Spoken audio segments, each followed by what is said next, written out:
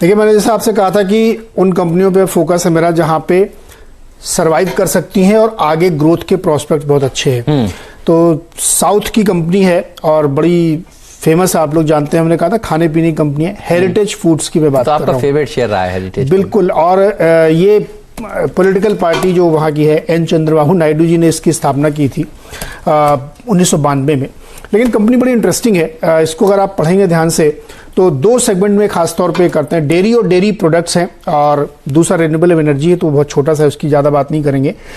Company ने करीब 2800 करोड़ का रेवेन्यू क्लॉक किया था क्लोजिंग फाइनेंशियल ईयर में, और इनका लक्ष्य है कि 4 साल में 2024 तक ये 6000 करोड़ तक का टारगेट लेके चल रहे हैं। यानी यहां से आप देखेंगे तो लगभग डबल या उससे ज्यादा का लक्ष्य 4 साल में ये लेके चल रहे हैं। कंपनी बेसिकली मिल्क और मिल्क प्रोडक्ट्स के जो सामान है वो सारे बेचती है, और पूरे साउथ के अलावा नॉर्थ में भी इन्होंने पेनिट्रेशन किया है।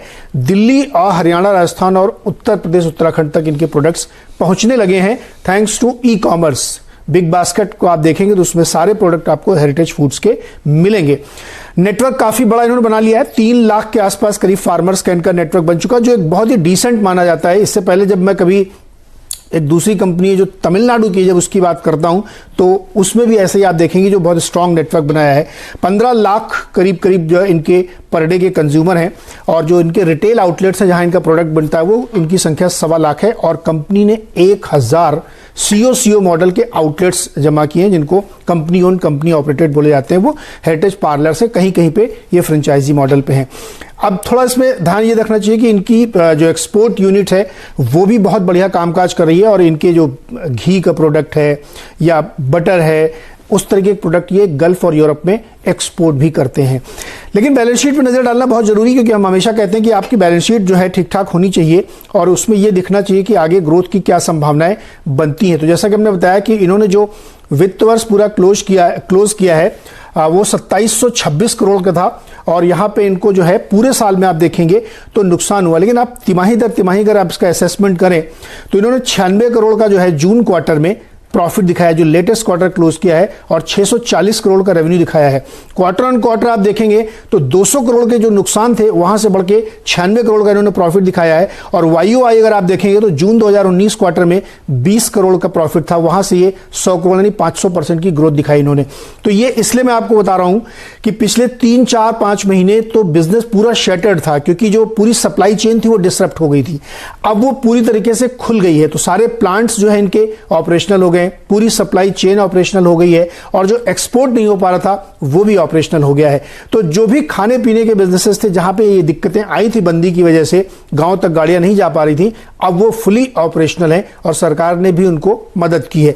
तो इस वजह से इस स्टॉक में हमें लगता है कि एक बढ़िया री रेटिंग आपको देखने को मिलेगी। बुरा दौर जो 4-6 महीने से हो रहा था वो खत्म होता हुआ यहां पे दिख रहा है, और इसी का फायदा उठाते हुए जून क्वार्टर का आपको मैं शेयर होल्डिंग बता रहा हूं, यहां पे आधे % से ज्यादा शेयर होल्डिंग एफआईआईज ने अपनी बढ़ा ली है, जो 4.61 थी अब वो बढ़ के 5.08% हो गई है। तो ऐसे मौके पे हमेशा जो है बड़े इन्वेस्टर्स आते हैं और अच्छे स्टॉक्स को यहां पे खरीद के ले जाते हैं। तो ये हमेशा ध्यान रखिए कि जो स्टॉक बढ़िया कंडीशन में हो, जिसके फ्यूचर प्रोस्पेक्ट्स बढ़िया दिख रहे हैं, उस पर आपको ध्यान रखना चाहिए, और आगे जाते हुए इसमें बढ़िया तेजी बनती है। तो हेरिटेज फ्रूट तमाम तरीके के ये बिजनेसेस में है, उसका फायदा है। एक बिजनेस और है इनका जिसका जिक्र जरूरी है, वो फीड स्टॉक का है, कैटल फीड स्टॉक, यानी जानवरों के लिए जो फीड स्टॉक बनता है, जिसमें गोदरेज सबसे बड़ी कंपनी है, लेकिन ये अपने साउथ में बहुत बड़े हैं और साथ साथ वेस्टर्न इंडिया में। तो वो बिजनेस भी तेजी से ग्रो कर रहा है, क्योंकि फीड स्टॉक की डिमांड बहुत है, और जब से सरकार ने वो आत्मनिर्भर पैकेज अनाउंस किया था, उसमें जानवरों को वैक्सीन देने सब की बात की थी, उसके बाद से ऐसी कंपनियों को काफी फायदा हुआ। तो मुझे लगता है हेरिटेज फूड एक बढ़िया स्टॉक है, इसको जरूर ध्यान में रखना चाहिए। बहुत सही कहा आपने। तो हेरिटेज फूड और ये सब इन्वेस्टमेंट ग्रेड वाले शेयर हैं। मुझे याद है जीएमएम फॉडलर आपने किस भाव पर बताया था, एक बार 900 रुपए। एक बार जीएमएम फॉडलर का भी भाव एक बार दिखाइए। मैं आज पता नहीं सुबह सोच रहा था इस पर बात करूंगा। जीएमएम फॉडलर का मैं वो वीडियो मैंने कहीं काट करके रखा है, मुझे मिल नहीं रहा। जिस दिन मिलेगा मैं दर्शकों को दिखाऊंगा जरूर। 900 वाला 6000 का हो गया वो शेयर। हमने 2 साल पहले कहा था 900 रुपए का था कि इसको ले लीजिए, चलेगा तो चलेगा। ये मैंने जीएमएम फॉडलर का ये उदाहरण इसलिए दिया है क्योंकि ये दरअसल हेरिटेज फूड भी इसी तरह की कंपनी है, और ये बहुत ही शानदार कंपनी है फंडामेंटली, मुझे मालूम है। एक राय ले लेते हैं यहाँ पर चंदन जी से। चंदन जी बताइए, हेरिटेज फूड आपके टारगेट स्टॉक के लिए। जी हाँ, देखिए आप जो जीएम फोल्डर्स की बात कर रहे हो, मुझे भी वो काउंटर याद है और काफी अच्छा मोमेंटम उसमें देखने को मिला है। अब हेरिटेज फूड की हम बात करें तो काफी अच्छा स्ट्रक्चर है, आज एक वॉल्यूम के साथ मोमेंटम बना है और इनफैक्ट वीकली चार्ट पे 3-4 वीक के कंसोलिडेशन के बाद में अपटिक हुआ है और मंथली बेसिस पे देखें तो लगातार 4-5 महीने से high top high bottom formation बन रहा है और मेजर जो एक ट्रेंड था प्रेशर का वो यहाँ पे मंथली बेसिस पे बॉटम आउट होके डेली और वीकली में ब्रेकआउट हुआ है। तो वॉल्यूम के साथ ब्रेकआउट हुआ है, इसलिए काउंटर में अपमूव बनना चाहिए। अभी लगभग 370 के आसपास का प्राइस है, मेरे हिसाब से इसमें 358-359 का सपोर्ट काम करेगा और 400 तक के टारगेट इसमें निसंदेह बनने चाहिए। देखिए, नया खिलाड़ी आज भी जो है ऑटो सेक्टर से ही है और ऑटो एंसिलरी सेक्टर्स की है। कल हमने भारत मारुति में सर्किट लगा था। हाँ, कल जय भारत हमने बताया था और आपसे कहा था कि अच्छी तेजी इसमें बनेगी। आज उसी तरीके की कंपनी यानी जिसमें मारुति की बड़ी हिस्सेदारी है। 20 वाला है, 10 वाला है। मेरे सर्किट तो लोगों के ऊपर है कितने का लगा दें। नहीं, लेकिन सर्किट फिल्टर क्या है उसका? 20 वाला है। ओके। तो भारत सीट्स करके नाम है कंपनी का, सीटिंग का काम ये करते हैं और ये कंपनी जो है Suzuki motor Corp Japan, Maruti Suzuki India और रेलान एसोसिएट्स जी हाँ इंडियन पार्टनर, इन 3 लोगों की ज्वाइंट वेंचर कंपनी है जिसमें 14% ये दोनों सुजुकी मोटर कॉर्प और मारुति सुजुकी होल्ड करते हैं और 28% इंडियन प्रमोटर के पास है। बाकी जो है अलग अलग होती है। टोटल प्रमोटर की होल्डिंग जो है करीब 75% है। चुनने के पीछे वजह यह है कि इनके पास भी तगड़ा कैप्टिव बिजनेस है। 2 सेगमेंट में सीटिंग का काम करते हैं और लोहे के फ्रेम बनाते हैं 2 व्हीलर्स के लिए। लेकिन सीटिंग इनका सबसे बड़ा बिजनेस रेवेन्यू जनरेटर है और मारुति इनके लिए सबसे बड़ा प्लेयर है। तो उसकी, जैसे हमने कल कहा था कि जय भारत मारुति में इसीलिए तेजी बनी क्योंकि मारुति रिकवर कर रहा है और उसमें लगातार अब तेजी बन रही है, तो उसका फायदा जय भारत को मिलेगा। वैसे ही भारत को मिलेगा क्योंकि सीट जिस कार के अंदर जो सीट होती है वो ये बनाते हैं। लेकिन एक और बड़ा बिजनेस है जो कम लोग जानते हैं कि ये रेलवे की सीटिंग भी बनाते हैं। जो आजकल वंदे भारत और इस तरह की जो नई नई ट्रेन्स चल रही जिसमें एसी जो चेयर कार होती है उसकी जो सीट होती है, या जो बसेस बड़ी बड़ी आती हैं जिसमें जो सीट लगती है, लग्जरी सीट जिसको बोलते हैं, वो सीट भी भारत सीटिंग का काम है। तो मैंने कहा ना कि इस समय वो स्टॉक्स, वो कंपनियां ढूंढनी चाहिए जिनके फ्यूचर प्रोस्पेक्ट्स बहुत ज्यादा हैं।